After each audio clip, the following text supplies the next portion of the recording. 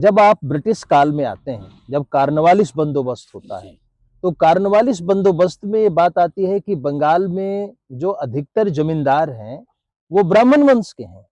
तो अच्छा। जितने भी गजेटियर्स हैं, अच्छा। चाहे वो पूर्णिया का हो, वो भागलपुर का हो, वो गाजीपुर डिस्ट्रिक्ट का हो। गाजीपुर डिस्ट्रिक्ट रिपोर्ट जो है बहुत बड़ा डिस्ट्रिक्ट रिपोर्ट है। आप महाभारत काल में ही शांति पर्व में आप पढ़ेंगे तो ब्राह्मण के दो बड़े वर्ग हैं। एक को निवृत्तमान कहा गया है, एक को प्रवृत्तमान कहा गया है। महोदय, आपसे जानना है कि भूमिहार ब्राह्मण के विषय में जो सरकारी दस्तावेज हैं वो क्या उपलब्ध है? भूमिहार ब्राह्मण एक ऐसा उपवर्ग है ब्राह्मण समाज का जिसके पास सरकारी दस्तावेजों का एक बड़ा अभिलेखागार मैं कह सकता हूं कि खड़ा हो सकता है। उसका कारण है कि भूमिहार ब्राह्मण के पास सबसे अधिक भूमि संपदा रही है, निश्चित तौर से रही है। जी जी। ये तो अभी बिहार सरकार भी मानती है। तो जब भूमि संपदा रही है तो उस लैंड का रिकॉर्ड भी होगा, खसरा भी होगा, खतियान भी होगा, खतौनी भी होगा। जी। और यह प्रबंधन जो है, इस जो पद्धति है, आईने दहसाला पद्धति की जो शुरुआत हुई है अकबर के काल से, उससे लेकर आज तक निरंतर है। तो मध्य गंगा घाटी में एक ऐसा ब्राह्मण वर्ग था कि जिसको आईने अकबरी कहती है कि वो जोर तलब और जुन्नरदार बाभन है, यानी कि बेहद शक्तिशाली और बहुत ही धनाढ्य। जुन्नरदार का मतलब है बहुत ही चमकीला वस्त्र पहनने वाला, जिसकी लाइफ में बहुत चमक दमक हो। ऐसा ब्राह्मण है जो मध्य गंगा घाटी के बहुत बड़े स्तर पर भूस्वामी भी है और भू प्रबंधन के लिए वो उत्तरदायी भी है। अच्छा। तो जब आप ब्रिटिश काल में आते हैं, जब कार्नवालिस बंदोबस्त होता है, तो कार्नवालिस बंदोबस्त में ये बात आती है कि बंगाल में जो अधिकतर जमींदार हैं, वो ब्राह्मण वंश के हैं। तो आप उसका एक तुलनात्मक अध्ययन कीजिए कि वो ब्राह्मण वंश में किस वंश से संबंधित हैं। क्या वो कान्यकुब्ज वंश से संबंधित हैं? क्या वो मैथिल ब्राह्मण वर्ग से संबंधित हैं? या क्या वो शाकद्वीपीय ब्राह्मण वंश से संबंधित है? आपको उत्तर मिलेगा नहीं। ये जो भूधारण की प्राचीन पद्धति थी, भूमि अग्रहार की जो परंपरा थी, भूमि अग्रहार ब्राह्मण से ही भूमिहार ब्राह्मण बना है। और अग्रहार जो पद्धति थी प्राचीन काल की, उसकी भूमि अक्षय दान मानी जाती थी।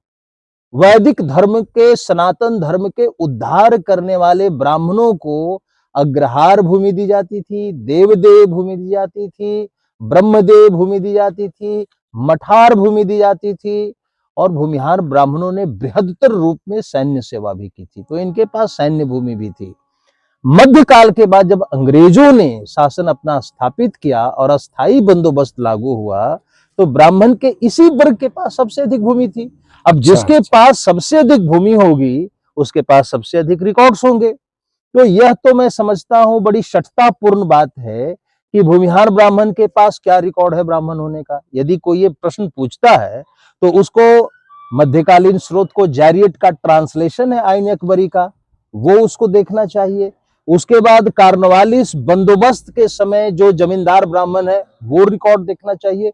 वहां तो भूमिहार शब्द उद्धृत ही नहीं हुआ है, वहां तो ब्राह्मण शब्द उद्धृत हुआ है। अच्छा। 1784 में एक बहुत बड़ा कमीशन बनाया गया कि राजस्व कंपनी को कुछ जमींदार और राजा नहीं दे रहे हैं। ये वस्तुतः भूमिहार ब्राह्मण राजा थे जो अपनी भूमि अग्रहार परंपरा को लेकर इतने दृढ़ थे कि वो राजस्व प्रणाली में अंग्रेजों के हस्तक्षेप को नहीं मानते थे। तो राजा फतेह बहादुर शाही ने विद्रोह किया, जो कि कल्याणपुर, कुबड़ी, हुशेपुर, हथुआ, तमकुही क्षेत्र के राजा थे। उसके पूर्व युगल किशोर सिंह ने, जो बेतिया के राजा थे, इनकी भी वर्तमान पहचान उस वंशावली की भूमिहार ब्राह्मण की है, इन्होंने विद्रोह किया। ये चेत सिंह का विद्रोह हुआ काशी राजा का, टेकारी के राजा पीताम्बर सिंह का विद्रोह हुआ। ये सभी राजा विद्रोह कर रहे हैं और इन विद्रोहों से संबंधित जो दस्तावेज हैं ब्रिटिश आर्काइव में, वो भूमिहार ब्राह्मणों की एक शौर्य गाथा है। उसमें स्पष्ट विवरण है कि ये ब्राह्मण जाति के हैं, ये वीर हैं, ये अपने स्वामित्व के लिए संघर्ष कर रहे हैं। बल्कि सैमुअल चॉटर रिपोर्ट जो है 1784 की, उसमें स्पष्टतः लिखा गया है कि विद्रोह करने वाले जो नेता हैं, जो राजा हैं फतेह बहादुर शाही, वो वस्तुतः ब्राह्मण हैं और यही कारण है कि जनता का उनमें अटूट श्रद्धा है।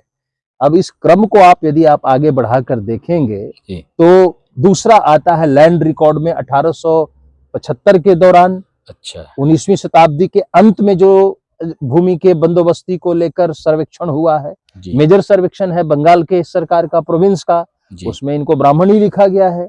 1901 में पहली बार कर्मकांड कराने वाले ब्राह्मणों से इनकी जनसंख्या को अलग किया गया, तब भी ब्राह्मण शब्द, बाभन शब्द ही लिखा गया है। और उसके बाद 1911, 1921, 1931 इनकी जो सारी जनगणना रिपोर्ट है, ये भूमिहार ब्राह्मणों के पक्ष के दस्तावेज हैं। इनमें इनका नामाकरण भूमिहार ब्राह्मण ही लिखा गया है। एक सरकार के पास तीसरा स्रोत होता है और वो तीसरा स्रोत है डिस्ट्रिक्ट गजेटियर्स। तो जितने भी गजेटियर्स हैं, चाहे वो पूर्णिया का हो, वो भागलपुर का हो, वो गाजीपुर डिस्ट्रिक्ट का हो। गाजीपुर डिस्ट्रिक्ट रिपोर्ट जो है बहुत बड़ा डिस्ट्रिक्ट रिपोर्ट है। आप सासाराम के क्षेत्र का देखिए। अच्छा, बहुत सारे मेमोयर्स हैं जो यूरोपीय यात्री हैं, जैसे हैमिल्टन बुकानन रिपोर्ट है पटना जिला का 1811-12 का। इसमें भूमिहार ब्राह्मणों को जमींदार ब्राह्मण लिखा गया है। तो डिस्ट्रिक्ट गजेटियर, लैंड रिकॉर्ड, क्रांतिकारी भूमिहार ब्राह्मण जो जेल गए, वहां उनके जाति का विवरण है। ये कौन है जो प्रमाण मांग रहा है? और सबसे बड़ा आश्चर्य तो ये है कि जिनके पास कोई प्रमाण नहीं है, वो इस देश में ब्राह्मण की श्रेणी में बन गए हुए हैं। उनके पास कोई प्रमाण ही नहीं है, सिर्फ वाचिक प्रमाण है कि मैं ब्राह्मण हूं। दस्तावेजगत प्रमाण सबसे ज्यादा भूमिहार ब्राह्मण के पास ही है कि वह ब्राह्मण है। आपका बहुत रोचक है और बहुत समुपयुक्त है और समकालीन परिस्थितियों में इसकी व्याख्या भी जरूरी है। देखिए, महाभारत काल में ही शांति पर्व में आप पढ़ेंगे तो ब्राह्मण के दो बड़े वर्ग हैं। एक को निवृत्तमान कहा गया है, एक को प्रवृत्तमान कहा गया है। ब्राह्मणों द्विविधा राजन, ये महाभारत का एक सूत्र माना जा सकता है। और वहां पर ब्राह्मण का एक वर्ग है जो निवृत्तो अहम प्रतिग्रहात कहता है कि मैं प्रतिग्रह से, दान लेने से स्वयं को मुक्त करता हूं। रामायण में भी आपको, जहां वशिष्ठ जी राम से बात कर रहे हैं, तो वो कहते हैं कि हे राम, अध्ययन, तप और ज्ञान ब्राह्मण की यही सबसे बड़ी निधि है। प्रतिग्रह लेना ब्राह्मणत्व का कोई लक्षण नहीं है। और मैं तो अप्रतिग्रही ब्राह्मण हूं, यानी वशिष्ठ अप्रतिग्रही ब्राह्मण है। तो समाज में आरंभ से अप्रतिग्रही ब्राह्मण, अयाचक ब्राह्मण या राष्ट्र रक्षा, धर्म रक्षा के लिए आयुध धर्म को धारण करना, यह ब्राह्मण की प्रवृत्ति रही है। तो अब एक ऐसी स्थिति आई, कैसी स्थिति आई, इसको बहुत बिहार का जो विद्वत समाज है, भारत का जो विद्वत समाज है, सामाजिक जन है, उनको शायद बहुत गहराई से समझने की जरूरत है। यह प्रश्न सिर्फ भूमिहार ब्राह्मणों का नहीं है। ब्रिटिश काल में हर आयुधजीवी ब्राह्मण पर एक प्रश्न खड़ा किया गया, और ये प्रश्न खड़ा करने वाले केवल अंग्रेज नहीं थे, वैसे लोग भी थे जो धर्मागत पाखंड और कर्मकांड को बनाए रखने के पक्षधर थे। और वो ये ब्रिटिश लोगों के पक्ष में क्यों थे, इसको भी समझने की आवश्यकता है। देखिए, भूमिहारों से पहले मैं रानी लक्ष्मीबाई का उदाहरण देता हूं। रानी लक्ष्मीबाई का जो वंश था वह करहाड़े ब्राह्मण वंश था। यह वंश कृषि को आजीविका मानता था। यह वंश युद्ध और राजन्यक पदों की प्राप्ति, यानी सेनापतित्व की प्राप्ति, राजत्व की प्राप्ति, इसमें विश्वास रखता था। जब रानी लक्ष्मीबाई ने विद्रोह किया तो आखिर क्या कारण था? 1857 में विद्रोह हुआ। 1861 में अंग्रेजों ने सामान्य ब्राह्मण की जाति से लक्ष्मीबाई की जाति को अलग कर दिया। और जब ब्रिटिश रिपोर्ट में ये आया, जब कार्ल मार्क्स जैसा व्यक्ति बोला ये बात कि नाना Peshwa was the chief architect of the mutiny of 1857, 1857 की क्रांति का जो चीफ आर्किटेक्ट थे नाना पेशवा थे। जी नाना पेशवा क्षिति पावन थे। जी भूमिहार और क्षिति पावन में अविनाभाव संबंध है, कोई भेद नहीं है, जी क्षेत्र का भेद है। लेकिन भूमिहार ब्राह्मण जनसंख्या में क्षिति पावन है, जी क्षिति पावन जनसंख्या में भूमिहार है। जी तो नाना पेशवा के वंश के विरुद्ध भी बड़ी प्रतिक्रियाएं, न केवल प्रतिक्रियाएं हुई, वहां भी कहानी गढ़ी गई कि वो तो यहूदी हैं, यानी भारत का व्यक्ति और ब्राह्मण तो वीर हो ही नहीं सकता है। ये क्षिति पावन ब्राह्मण के बारे में कहा जाता है कि वो यहूदी हैं, वो इजराइल से आए और भारत में आके ब्राह्मण बन गए। आप जम्बू द्वीप के इतिहास को कलंकित कर रहे हैं ऐसा कह के। एक दूसरी बात कही गई कि चिता की भूमि से एक कैवर्त खड़ा हुआ और उसने अपना धूल झाड़ के कहा कि मैं कैवर्त नहीं हूं, मैं ब्राह्मण हूं। तो चिता की भूमि से खड़ा हुआ था, इसलिए उसको चिति पावन कहा गया। अब ये मूढ़तापूर्ण बात है। भारत के विविध कोनों को देखिए आप, दक्षिण जाइए, आयंगर भूमि प्रबंधन से जुड़ा हुआ ब्राह्मण है। जी नियोगी कर्मांतिक भूमि प्रबंधन से जुड़ा हुआ ब्राह्मण है। पटवर्धन एवं मस्ताना ब्राह्मण ये भूमि और सैन्य प्रबंध से जुड़ा हुआ ब्राह्मण है। महीहार भूमि और राजन्यक, भूमि की सेवा, भूमि को सस्य श्यामला बनाना, भूमि पर कृषि क्षेत्र का विस्तार करना, यह ब्राह्मण का दायित्व है। ये कृषि पराशर में उसके प्रथम 2-3 श्लोकों में स्थापित किया गया है कि कृषि एक विज्ञान है। ऋग्वेद में कृषि एक विज्ञान है और इस कृषि विज्ञान को ब्राह्मण ने ही विकसित करके दिया है, क्योंकि इसका संवर्धन तभी संभव है जब इसके प्रति एक वैज्ञानिक दृष्टि होगी। तो आप पंजाब जाएंगे तो वहां महीहार ब्राह्मण है, आप पश्चिमी उत्तर प्रदेश हरियाणा आएंगे तो वहां त्यागवीर ब्राह्मण है। जी यदि आप आसाम जाएंगे तो वहां पर लाचित बड़फुकन, जिस बड़फुकन गोगोई गो का यानी पृथ्वी के स्वामी ब्राह्मण है। आप बंगाल में आएंगे तो भादुरीय ब्राह्मण है, वागची लिखने वाले हैं, संथाल लोगों के गुरु जो हुए, जिनको हम सान्याल कहते हैं, संताल लोगों के गुरु हुए, उनको दीक्षित किया धर्म में। तो एक बड़ा दायित्व निभाने वाला चक्रवर्ती, ये सभी देव शर्मा लिखते हैं, चक्रवर्ती, बागची, भादुड़िये, सान्याल, ये जो श्रेणी बंगाल में भी ब्राह्मणों की है, राढ़िये ब्राह्मणों में राय लिखते हैं। तो ये सभी एक प्रकार से भूमि प्रबंधन, भूम्याधिकारी ब्राह्मण कहते थे उनको बंगाल में। ये शब्द यहाँ प्रस्तापित रहा है। तो ये क्या हुआ, स्थिति क्या हुई कि किन किन लोगों ने अंग्रेजों के विरुद्ध लड़ाई की, उनका विरोध किया, ये जानना जरूरी है। अच्छा सबसे पहली जो लड़ाई शुरू हुई वो बेतिया के राजा युगल किशोर की हुई, वो भूमिहार ब्राह्मण थे।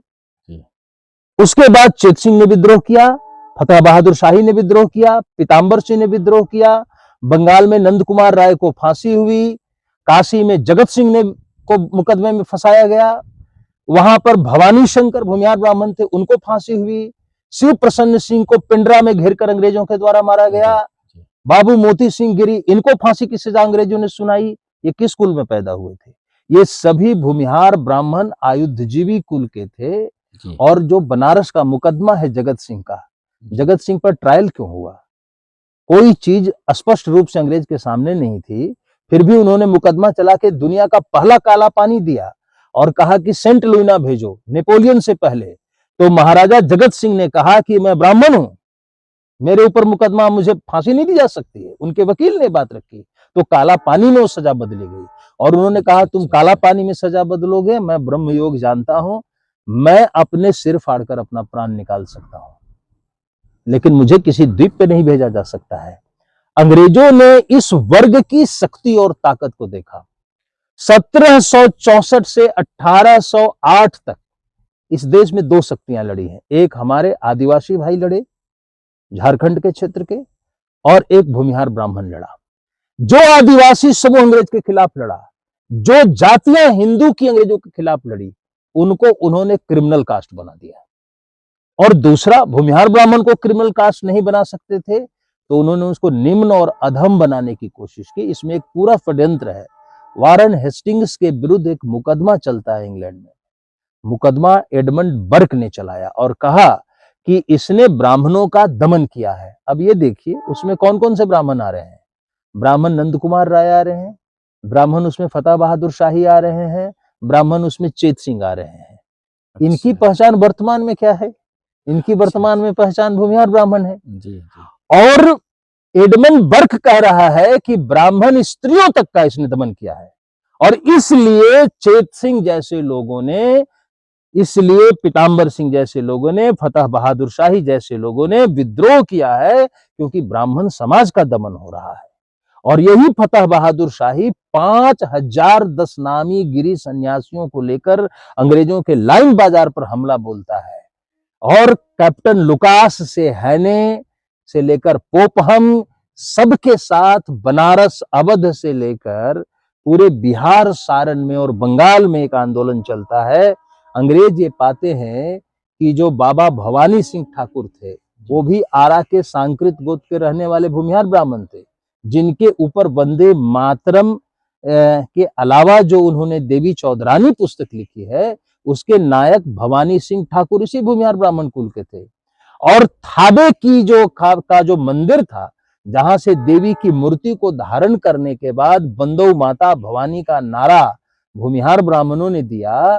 कालांतर में एक भूमिहार ब्राह्मण शासक योगेंद्र नारायण राय थे लालगोला के, उनके दरबार में ही रह के बंकिम चंद्र चटर्जी ने पूरा का पूरा आनंद मठ लिखा था। तो भूमिहार ब्राह्मण अंग्रेजों के जो विरुद्ध था, और जो केस एडमंड बर्क का आया तो वहां जरूरत क्या थी ये जानना लॉ के दृष्टिकोण से भी बड़ा जरूरत है, उसकी आवश्यकता है इसको समझने की। कि एडमंड बर्क कह रहा था तुमने ब्राह्मण को दमन किया, और जो वारेन हेस्टिंग्स का वकील था वो कह रहा था कि ब्राह्मण का काम भिक्षाटन करना है, ब्राह्मण का काम पूजा करना है, ब्राह्मण का काम याचना करना है, उसकी आजीविका न कृषि है, न वो राज शासक हो सकता है, न वो सेनापति हो सकता है। और इसलिए जो सेनापति है, राजा है, शासक है, सामंत है, वो ब्राह्मण है ही नहीं।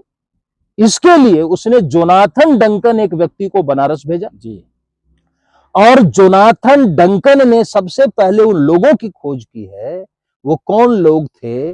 जब काशी का राजा ब्रिटिश सत्ता के खिलाफ लड़ रहा था, जब बाबू मनियार सिंह, रामरथ सिंह जैसे योद्धा, जब राय राजबल्लभ जैसे लोग, बाबू बेचू सिंह, पंडित बेचू सिंह जैसे लोग, ये भूमिहार ब्राह्मण जाति से थे, अंग्रेजों के खिलाफ लड़ रहे थे, उसी बनारस में एक वर्ग था जो अंग्रेजों के साथ था।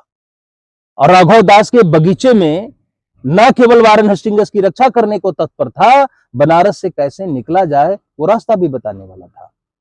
तो अंग्रेज जोनाथन डंकन ने समझाया कि जो शस्त्र धारण करता है उसका वर्ण तो क्षत्रिय होता है, जो खेती करता है उसका वर्ण वैश्य होता है।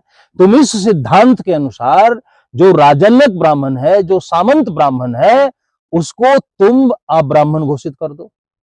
और इसका फायदा क्या था कि कोर्ट में जो पेश होता इंग्लैंड में तो लिखा जाता कि वारेन हेस्टिंग्स ने ब्राह्मण का दमन नहीं किया है।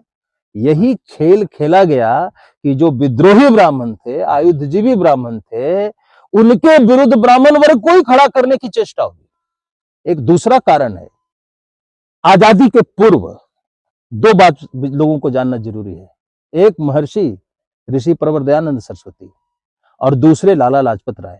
इन दोनों ने भूमिहार ब्राह्मणों के बारे में क्या कहा है? इन दोनों ने कहा कि उत्तर भारत में सर्वाधिक मठ मंदिर जो है वो भूमिहार ब्राह्मणों के पास है।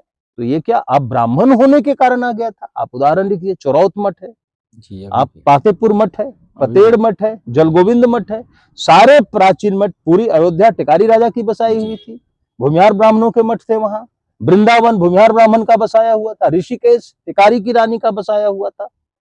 तो ये जो क्षेत्र जो बसाए गए और यहाँ इनके सबसे अधिक मठ मंदिर थे, कुछ लोगों के मन में आया कि यदि हम भूमिहार ब्राह्मणों को अब्राह्मण, गैर ब्राह्मण साबित करेंगे तो मठ और मंदिर पर हमारा कब्जा हो जाएगा।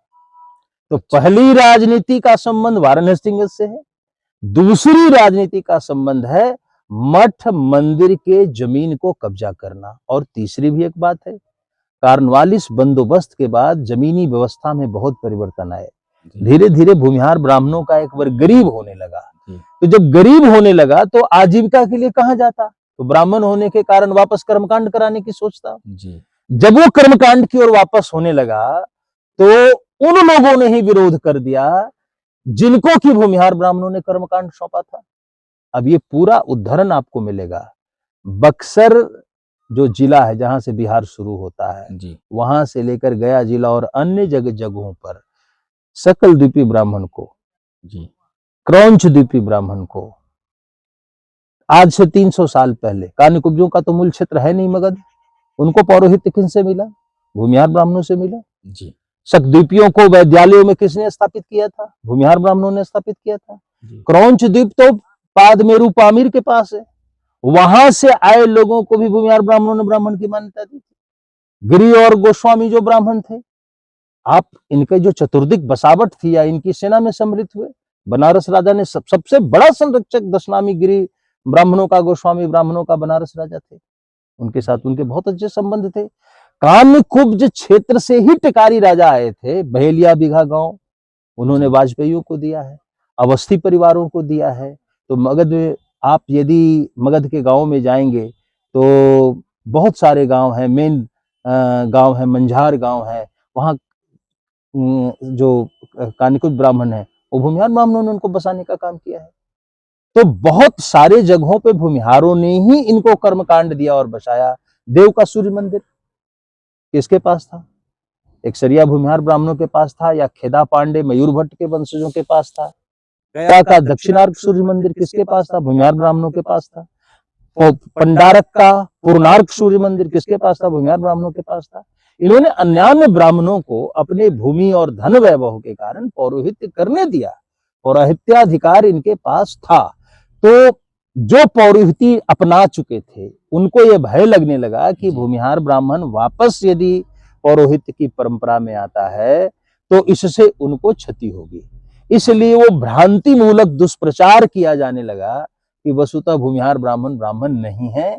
लेकिन जो सरकारी दस्तावेज है, जो मंदिरों की परंपरा है, आप काशी विश्वनाथ मंदिर के परिप्रेक्ष्य में सारी जो फाइलें हैं अहिल्याबाई होलकर की, जो प्रिजर्व्ड है, उसमें स्पष्ट लिखा हुआ है कि इस तिथि को तारापुर टीकरी गांव के भूमिहार ब्राह्मण की पाद पूजा की है और उन्होंने काशी विश्वनाथ मंदिर का पौरोहित्य सौंपा है, क्योंकि अन्य ब्राह्मण मुगल शक्तियों और इस्लामिक शक्तियों के आक्रमण से भय खा रहे थे। ये बात भी लिखा हुआ है। तो ये तो भूमिहार ब्राह्मण का गौरव का विषय था कि काशी विश्वनाथ के पहले पुजारी हुए अमिताभ भट्टाचार्य, जो कि बहुत बड़े लेखक हुए हैं वाराणसी के, और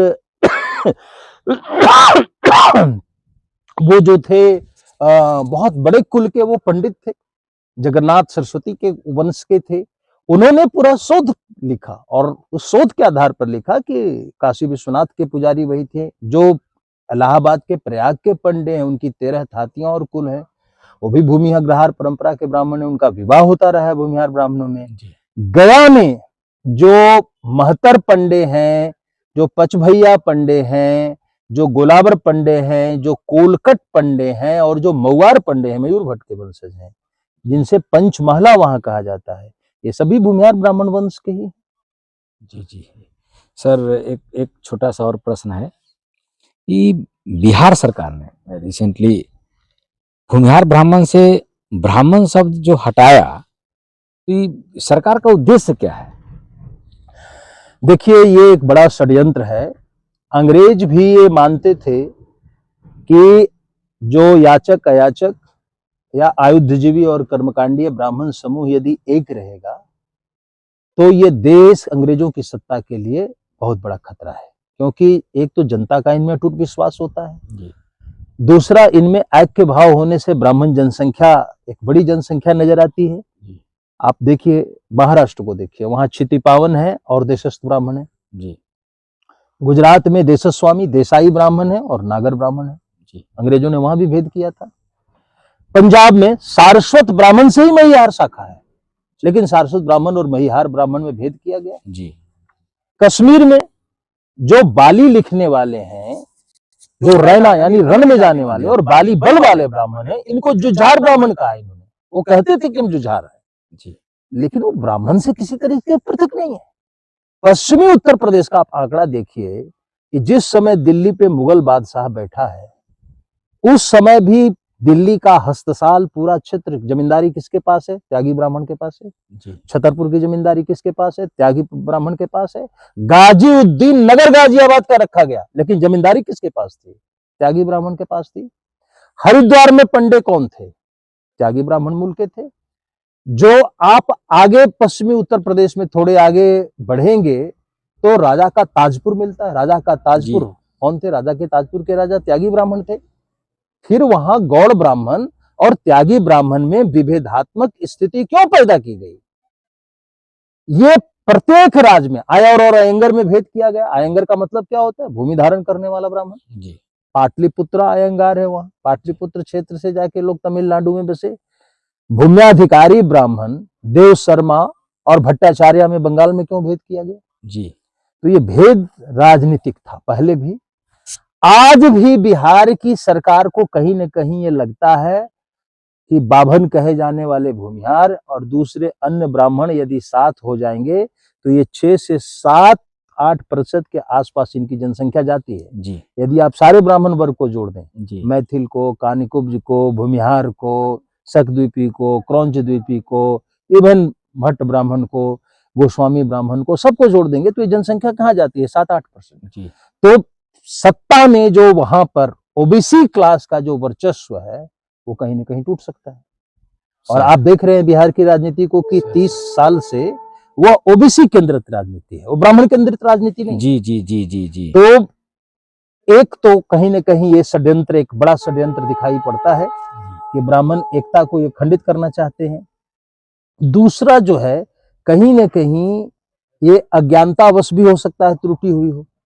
एशियन डेवलपमेंट रिसर्च इंस्टीट्यूट करके पटना में एक एनजीओ है, यदि वो आद्री राम की संस्था है, यदि वो कहीं कोई रिकमेंडेशन अनुशंसा भेजती है या कोई सर्वे भेजती है, उसमें भूमिहार ब्राह्मण की जगह सिर्फ भूमिहार लिखती है, तो सरकारी महकमा उस शब्द का प्रयोग नहीं कर सकता है।